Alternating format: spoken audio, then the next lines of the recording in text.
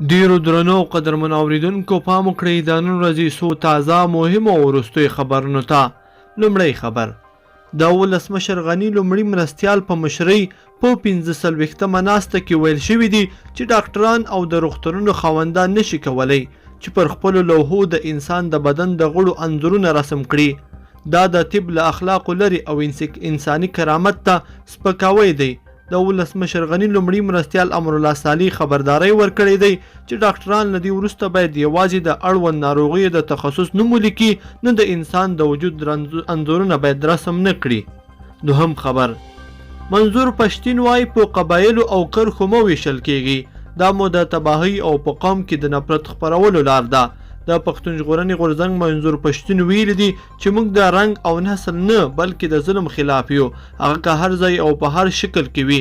نوموړي پر پښتنو غږ کړی دی چې د ستونزو د هواري یوازینۍ لارې دا ده چې په خپل منځ کې یو بل ته لاس ورکړي او خپل یووالی وساتي.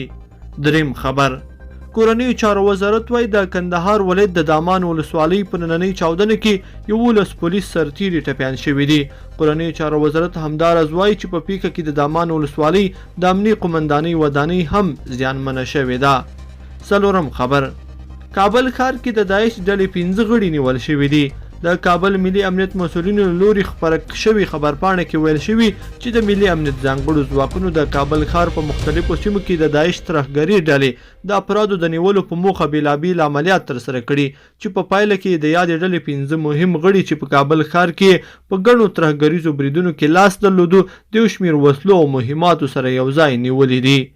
پنځم خبر: ایران 46 افغانانو ته د ریل پټلۍ روزنه ورکوي. د ایران د ریل پټلۍ اداري مشر ویلي چې د هرات خوف ریل پټلۍ پرانیستې سره سم به د افغانستان د ریل پټلۍ اداري 46 کارکوونکو ته روزنه هم ورکړي. لیدونکو په دې هیله چې د نن ورځې دا خبري ټولګه مو مترپیا لیدلې وي. که مو دا ویډیو خوښه شوې ویډیو لایک کړئ او چینل سبسکرایب کړئ.